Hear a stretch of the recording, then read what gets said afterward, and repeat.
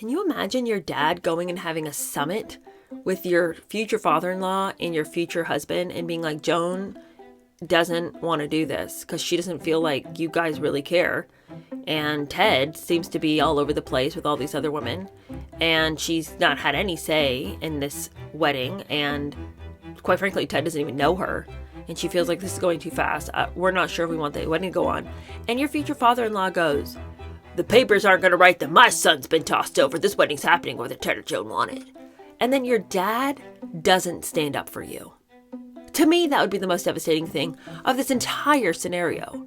You know, being treated like this by Ted, unbelievable. Your father-in-law planning your own wedding, what the heck? But your dad basically being like, well, I tried to talk to them. They know you're going to be unhappy. They know this whole thing's a mess, but, you know, can't say no to the Kennedys, so buck up, Joan.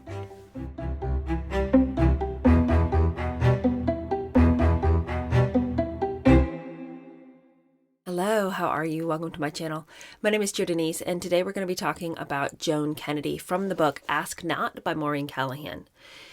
This is a logical next person to discuss because the last two episodes we talked about Mary Jo Kopechne and the Chappaquiddick disaster, and we talked about Ted Kennedy. So how did that influence his wife? Very negatively. And so we're going to discuss her. We're going to talk about how she and Ted got together, and just what did she think life as a Kennedy would be versus what was the reality of it. So we're going to jump right into that. As always, if you're enjoying these videos, please like, please subscribe, and send to a friend if you think they would enjoy it as well. Okay, Joan Kennedy. The book says she always said that this was what broke her. Not the fame or the drinking or the other women, but Chappaquiddick. That's when she gave up. That is when Joan Kennedy became a true alcoholic. A hardcore dawn-to-dusk drinker, food stains on her designer blouses, broken bones and falls, once in a gutter in Boston. Rehab after rehab after rehab. Ted was an alcoholic too, and a cocaine addict, but he always pointed to Joan and her addictions as his albatross, his cross to bear, another liability that might keep him from becoming president. When Joan was at her best and clearest, Teddy and his advisors loved putting her front and center, on the cover of People or any number of women's magazines, selling her story of pain and redemption, while minimizing her husband's role in her misery, his lengthy absences, his cruelty and neglect when he was home, his drinking and self-pity and verbal abuse and constant, barely concealed womanizing. He would mock her looks, even as his face and belly puffed up from the booze and his voracious eating habits. The media followed Ted's lead. Joan was the loser, the drunk, the weak one. When Joan suffered her first miscarriage in May of 1963, Ted was nowhere to be found. When 6 months later, his brother Jack was assassinated, Ted kept Joan away from the wake in Hyannisport. Neither she nor her grief was welcome. Her exclusion was all the more painful because she really loved Jack. She was one of the few people he trusted with his torment after baby Patrick died 39 hours after his birth that August.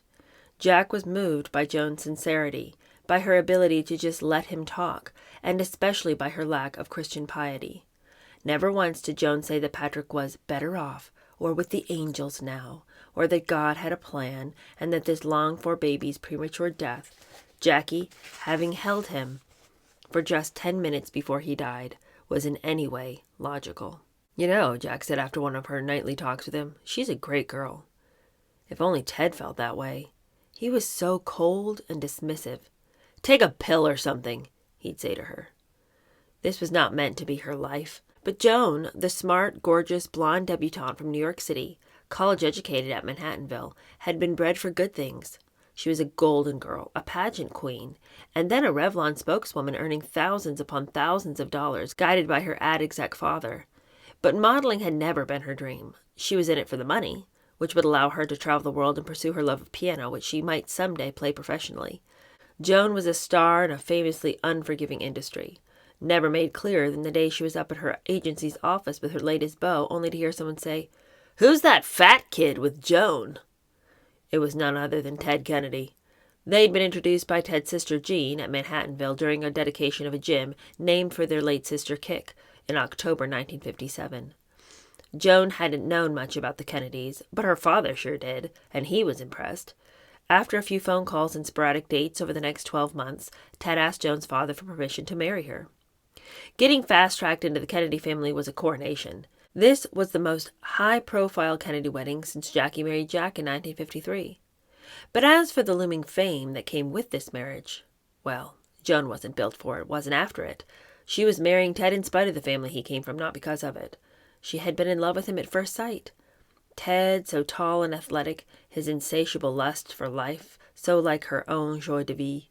And Ted couldn't believe his luck. If he was going to follow his brothers into the White House, he needed the perfect wife, and here she was. Joan was Catholic, respectable, drop-dead gorgeous, a virgin. She never complained. She was willing to overlook Ted's shortcomings, his drinking, his unavailability, his bluster, his crassness, his intellectual laziness. Joan was a people-pleaser, the default setting of so many young women raised in respectable post-war families where, say, alcoholic moms and abusive dads such as hers weren't discussed. Joan hadn't the wherewithal then to understand that Ted and the Kennedys were like her family of origin on steroids, that she was drawn to them for that very reason. But she understood innately that her most important role would be to please Ted and her in-laws. Of course, as a future First Lady, Joan Kennedy would also need to please America. For all her wealth and beauty, Joan hadn't been particularly popular in high school, not in college either. Boys called her a prude. She was shy and often happiest alone, painting, reading, playing her piano. She didn't attract attention because she didn't want it. The historical figure with whom Joan identified most was Eleanor Roosevelt, whose intellect and rich inner life she aspired to. She could see herself like that, not just the wife of a great man, but a woman of substance, standing apart in her own right, in her own power. Yet Joan was surprised when Ted Kennedy proposed. Maybe she should have known that those weekends in Hyannis were tests, that she was being submitted for Rose and Joe's approval. Get eyes on her, try her on for size, like any important acquisition. Make the best assessment. Is this woman going to be a liability or an asset? Could she fit in for the long haul? Could she get Ted to the Oval? Joe and Rose, as it turned out, loved her. Joan was light, cheerful, and sunny. Ted marveled at her disposition. "Nothing gets her down," he would say. "She's perfect for my family." In June 1958, as soon as Joan graduated from Manhattanville, Ted proposed at the beach. He didn't have an engagement ring, but Joan said yes anyway. The announcement would be made to the media that September, and the wedding would be in November. The only decisions Joan had to make were choosing the flowers and her dress. She settled on a long-sleeved satin gown with a full princess skirt, its sweetheart neckline bordered in lace, a long bridal train purchased off the rack in Bronxville. It was all so exciting, until it wasn't. Joan wanted the former president of the University of Notre Dame, a close family friend of the Bennets, named Father John Kavanaugh, to marry them. Old Joe insisted on Francis Cardinal Spellman, the Archbishop of New York and informal chaplain to the Kennedy family. At their engagement party, the first time Joan had seen Ted since he proposed in June, Ted showed up very late and handed her an unwrapped box. Inside was a diamond engagement ring. His father had bought it. Ted hadn't even seen it until Joan opened the box. She could tell. None of it felt right. Ted wasn't acting like a man in love. He wasn't in the throes of a grand romance. This, Joan realized, was a merger. She was a casting coup. The wedding old Joe was planning was out of her control, and her father was all too happy to play along, paying for sound design and lighting worthy of a Hollywood set. Her role would be to look pretty and produce children as if she were an assembly line worker, like Ethel, the family's shining example of that, and so many other idealized Kennedy qualities. Joan would need to campaign dutifully and look the other way when it came to Ted's many, many women. Joan knew she may have been sheltered, but she wasn't naive. Before their wedding, her friends would tell her of seeing Ted out on dates and openly kissing other women. But Joan found it all too easy to blame herself. After all, she was a virgin, and she was refusing sex with Ted until their wedding night. Meanwhile, all these beautiful young women were throwing themselves at him. Technically, he was still single and one of the most eligible bachelors in America. How could she complain? It went against her very upbringing. Be good. Don't cry or get angry. Don't show how you feel. Ladies don't do that. Otherwise, the beribboned hairbrush her mother kept on the wall, the one she beat Joan and her sister Candy with when they misbehaved or otherwise displeased her, would come out. And their mother would ask, "How many smacks do you think you deserve?" Marrying Ted was feeling like a smack in the face. Joan barely knew him, but what she was learning she didn't much like. She wasn't so sure she wanted him or the life that came with him anymore. He hadn't taken time to really get to know her. She simply ticked the right boxes and came along at the right time. She was only 22 years old. What would her life become? Was being Mrs. Ted Kennedy worth it? Okay, let's just have a little chat, shall we? Okay, I know. Everybody always says to me, like, it's kind of a pet peeve, honestly. How many times people come to me and be like, well, you just don't know because you're too young. And I'm like, I'm almost 40. But they say that because I wasn't alive back then, I have no idea, I couldn't comprehend, I couldn't conceive of, I don't understand. You just don't know the way women had to live back then. No, you're right. I mean, I don't know what it was like to be married and to not be able to have your own checking account. I don't know what it was like to feel like I had to defend a man who would run around and openly cheat on me while we're engaged and being prepared to be married. And I have to tell myself, well, I don't have sex before marriage, and he is, has his own urges. And so I'm just going to have to be okay with it. It's all right. It's really my fault because I won't give in. It's like, no, it isn't. It's like, why should you have to remain a virgin? Why is his virginity not, like, God doesn't care about a man's virginity the way he cares about your virginity? It's like, that doesn't even make any sense. Why does only one sex have to care about it, And what of all these other girls who are helping all these other guys have sex? What's the story there? Anyway, you're right. I don't physically know what that's like, but I think I can imagine what that's like to be in Joan's position. But I can also imagine the fact that there has to be an outlier somewhere. Like, if your entire culture is saying you have to do this thing, how does that culture change? Unless there are outliers who are like, actually, no. Actually, I don't want to be married to Ted Kennedy. My whole point is this. You're right in that I wasn't alive during the 1960s, right? So anybody who wants to say, I have no idea, I don't understand the pressures. But there's all kinds of pressures in this day and age, all kinds of pressures in the generation that we live in. When are you going to stand up and just say, I'm not doing that? That's crazy. I'm not doing that. Like, in this instance, she's living with this Kennedy pressure. She thinks she's got an in. Her parents are pushing her to do it. Ted's treating her with total disdain. She can't make any of the decisions about her marriage. At what point was she going to say, no, I'm not doing that? I'm not going to do that. And this is like, as we go on to read about what the rest of her life was like, horrific. We have to be able to say, I'm not doing this. This is crazy. That is wrong, what is being asked of me. The culture might say I'm supposed to feel this way. I don't. I reject it. I reject it, full stop. Okay, well, Joan wanted to stop the wedding. Maybe not call it off exactly, but at least postpone. She couldn't talk to Ted about it. He was never around, for one thing. And he was so passive. Joan couldn't talk to Joe Kennedy either. Who was she, after all, to approach the Kennedy patriarch with such an insolent request? She was just some girl from Bronxville, a very confused one at that. She had become awed by the Kennedys, whom she called, really, the big time. Could she handle them? Was this what she really wanted? Or was she crazy to turn this down? How many other women would kill to be in her position, marrying into America's first family? So Joan did what women of her class and station did. She talked to her father, who then took her worries to Joe and Ted in a face-to-face summit. It didn't go as she had hoped. They're not going to write it in the papers that my son's been tossed over, Joe thundered. This wedding's going to happen whether Ted or Joan like it or not. Can you imagine your dad going and having a summit with your future father-in-law and your future husband and being like, Joan doesn't want to do this because she doesn't feel like you guys really care. And Ted seems to be all over the place with all these other women. And she's not had any say in this wedding. And quite frankly, Ted doesn't even know her. And she feels like this is going too fast. We're not sure if we want the wedding to go on. And your future father-in-law goes, the papers aren't going to write that my son's been tossed over. This wedding's happening whether Ted or Joan want it. And then your dad doesn't stand up for you. To me, that would be the most devastating thing of this entire scenario. Being treated like this by Ted, unbelievable. Your father-in-law planning your own wedding, what the heck?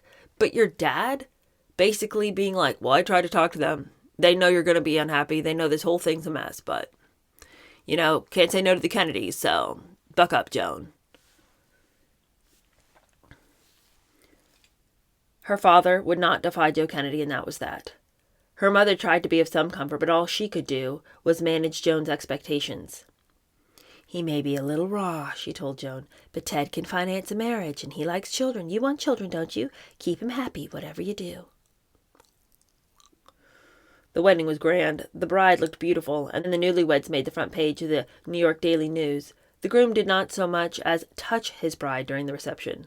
Off they went on their honeymoon, a lush and secluded spot in the Bahamas, and for the first couple of days it was paradise. Then one night, Ted suddenly leapt out of bed and began packing. He had to leave. He'd forgotten, he said, that he had an essay due for law school. He had to catch a flight home immediately. You have an essay due for law school? And you forgot about it? And you're leaving your honeymoon in the middle of the night to go finish it? Ted really wasn't the best and brightest. Joan began to cry. She knew this was an excuse, and a lazy one at that. Not long after, Joan was watching a film of their wedding. All the main players were wearing microphones, which was how she could hear Ted's best man, his brother Jack, lean over and whisper some last-minute advice. Getting married, Jack said, didn't mean Ted had to give up sleeping with other women. Despite that, Joan still liked Jack, and Jack instantly liked Joan too. He nicknamed her the Dish, but she didn't feel minimized by it. Joan sensed Jack's pride in her beauty, and she was allowing herself to feel that too. Her looks were currency, power. She could walk into a room and outshine even Jackie, whom she so admired and wanted to be like, and who kept her at arm's length because Joan's allure was a threat. Jackie's wariness extended to the strangest things. In the early days of her marriage, Joan had come to lunch with Jackie in D.C., some fancy French restaurant that Jackie loved. Joan was looking her most stylish, or so she thought, until she walked toward their table and saw Jackie in a simple white shift dress and minimal makeup, flipping through the latest copy of Paris Match. Here was Joan, with her big cascading pageant hair and hot pink miniskirt, her effort to impress practically shouting itself across the hushed dining room. Joan was tacky, but everything about Jackie was elegant and understated, except the smoking. Jackie smoked 3 packs a day, but joked that it was her sister Lee who came out of the womb puffing away a cigarette in place of a rattle. Jackie always looked and smelled like money, even through her cloud of tobacco smoke. Joan had been dying to ask, what scent did Jackie wear? I never tell anyone what perfume I wear, Jackie said. I can't take the competition. Competition. If there was an overarching theme to life as a Kennedy, that was it. Joan hadn't come to this lunch in the spirit of rivalry. She wanted Jackie's advice. One of Ted's girlfriends had left a piece of jewelry in Joan and Ted's marital bed. Joan was mortified, devastated, furious. What should she do? Forget about it, Jackie said. You can't take it personally. It's just how Kennedy men are. Well, I do take it personally, okay? Your little hussy leaves her little paste jewelry in my bed. We got problems. You know, we got real problems. I just will never understand this Kennedy fixation. I'm trying with all my might and main to understand why anybody would lay down their life on the altar of the Kennedys. They don't seem like nice people. I mean, I know that the allure, this family, with the Kennedy compound, and they're all, just good-looking Americans, on their sailboats and playing touch football in the yard and all this. Okay. I get the catalog picture is, quite alluring. Seems cozy to be part of the clan. But the reality is so evident as soon as you step into the family fold. It isn't like you were married for years and then suddenly you realized, whoa, this family has major issues. Like, you knew that upon first entering the scene. She didn't. When you got to get your dad up in this place to go have a meeting with your future father-in-law and your future husband, and it goes that poorly, you know what you're up against. What did they think was going to happen if Joan didn't marry him? Like, what truly, in their mind's eye, what was the ultimate punishment for saying no to a Kennedy? Death? I mean, this isn't the mob. I'm not even saying that the Kennedys didn't have the ability to pull some strings and get rid of some people if they wanted to, but I don't think that would have been Joan's consequence. No one's going to come after Joan because she said no to Ted. Now, there might be some... I mean, maybe they were worried that they would, her reputation would be smeared or something, that in the embarrassment of Ted being rejected, they would put out news reports about Joan and, her being, a myriad of things that she wasn't. But the sad thing is that Joan marrying into the family also ruined her reputation, because when things got hard and she turned to alcohol, not only was that ruinous of a reputation, but then also Ted would maximize the bad press about her to minimize the bad press about himself. So in the end, her reputation was ruined either way. At least if you were to leave the Kennedys, you would know that I made this choice. I had some power in this. But she had no way of knowing she was going to end up being such a doormat. And had no way of knowing that the Kennedys were going to use and abuse her name as Ted fell farther and farther and farther away from decency. But it seems like she could have known that getting involved with people who would threaten you because you said you didn't want to be involved in something that was very clearly bad. It seems like after being threatened by old Joe, that should have been enough to realize this is going to be terrible. At the same time, I know that the culture was different. I know that the pressures on women were different. I understand feeling like you just had to do what the men told you to do, especially if your dad told you this is just what you're going to do. I can understand a 22-year-old in the 1960s being like, okay, I'm going to do it. Daddy told me to. I do comprehend. I just wish that she could have gained the ability, the strength within, to say, I'm not doing that. No. Anyway. Jackie's just like, whatever, that's just how they are. You just have to get used to it. Joan knew that Jackie took a European approach to infidelity, but she hadn't expected such radical acceptance. Did Jackie really just sit there and take it? Frankly, Jackie said, their behavior makes me sick. Maybe that was how Jackie made her peace with it. It wasn't just Jack, and it wasn't Jackie's fault, just as it wasn't Joan's. This was a pathology passed down from the father, a kind of negative life force, this treatment of women as accessories, brood mares, chattel. It was in the Kennedy DNA, and there just didn't seem to be a cure. Jackie wasn't going to share any of her own horror stories with Joan, but she wasn't going to pretend that her marriage was any better. What was the point? Everyone knew. Focus on yourself, Joan, Jackie said, and your kids. Forget Teddy. What a horrible, horrible place to have to be. Because it's not like Joan could take any side lover anyway. You know what I mean? It's like, well, I suppose Jackie did. I suppose Jackie had her own thing going. But that's not success. Being like, well, I'm married, my husband's running around, I guess I'll find myself like a side person too. No. Recipes for disaster. And those kids are going to just be a footnote on the family story because you don't have time for them. You're too busy competing with your husband to find a new boyfriend while he finds his new girlfriend. Those kids aren't going to be tended and cared for. You're going to be way too emotionally drained and tired, and you're giving all of your focus and energies to other things. If both husband and wife are together, then the kid, and like focused on each other, the kids automatically benefit because, you've got this cozy nuclear family where everyone's caring about the members of that family. When both, like the father and the mother, have their eyes turned out into the world for their love and acceptance, those kids are all but abandoned. So you just have to ask yourself, why was Joan there? Because it just seems so evident to us that it was a terrible, terrible thing. Because we just came off the Chappaquiddick chapter, right? So we have a strong distaste for Ted in our mouths. But Joan was there for a reason. The book says that in the early days of their marriage, Joan had been happy. She and Ted weren't just sexually compatible. Joan's kindness and decency, her sensitive disposition, brought out a softer side of Ted. The Ted who was teased by his siblings for being overweight was, in Joan's eyes, rugged and athletic, the handsomest Kennedy brother. Only Joan saw in Ted the little boy traumatized by his sister Rosemary's disappearance, terrified that if he failed to please his parents, then he might be made to disappear too. Joan was among the few who knew that Ted had no memory of his childhood after age 7, that everything was a blank until he hit his teenage years. All that emotional trauma blacked out. He had been bullied mercilessly by his stronger, fitter, smarter older brothers who liked to call him fat stuff. Ted had been a very sensitive child, one who intuited that his troubles with reading and writing, his academic shortcomings, were dangerously similar to Rosemary's. There was the 4-line letter he'd written at age 8 to his father, riddled with errors. Dear Daddy, we are up in Cape Cod. Mother has gone to Jack's graduation. Joe is here. The weather is very bad. Would you get me the king's autograph for me? I will send you another letter soon. Love, Teddy. You'll notice the misspellings, the lack of punctuation.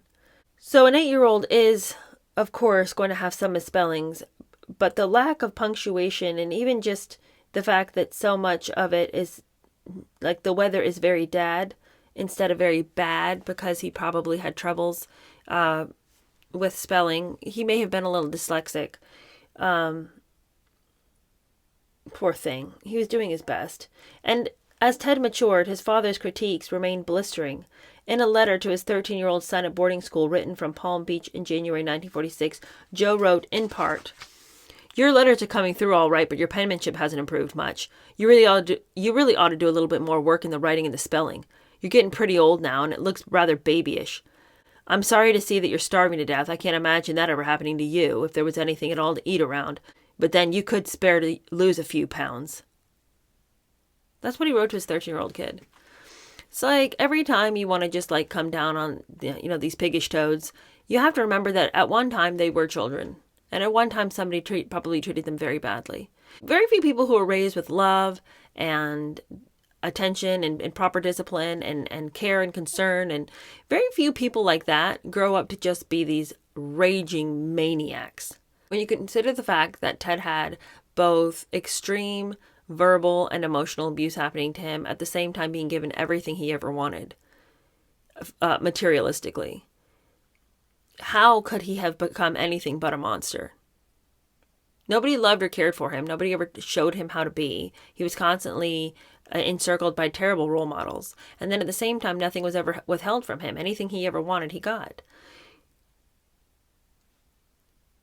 If he had turned out to be a stellar human being, that would have been a story for the ages. Like that would have been a literal miracle. So I don't think we should be surprised by who he ended up being. Ted lived in fear of the old man even now. Maybe that was why he never went deep. Ted was all about a good time, breaking the rules and never admitting regret. It was such an attractive quality then. Ted brought Joan out of her self-seriousness and her self-consciousness. He encouraged her to get in the mix, whether through playing team sports with his ultra-competitive siblings or walking into a state dinner with confidence or speaking publicly or just engaging with people. Ted saw beyond her beauty, and she loved him for it. Soon after their daughter Kara was born in February 1960, to Joan's great shame, it took her over 2 years to give birth, she brought up a novel idea. What if they moved to California? There they could have a life of their own. Joan would be free of Rose's daily phone calls, the check-ins, the unsolicited advice and criticisms. And Ted would be, if not free from old Joe, at least away enough to grow up a bit, come into his own. Ted did not want a life in politics. Joan knew that. She encouraged him to consider other career paths. It was enough that Jack was the star, the favorite son. It was enough that Bobby had dutifully taken second place.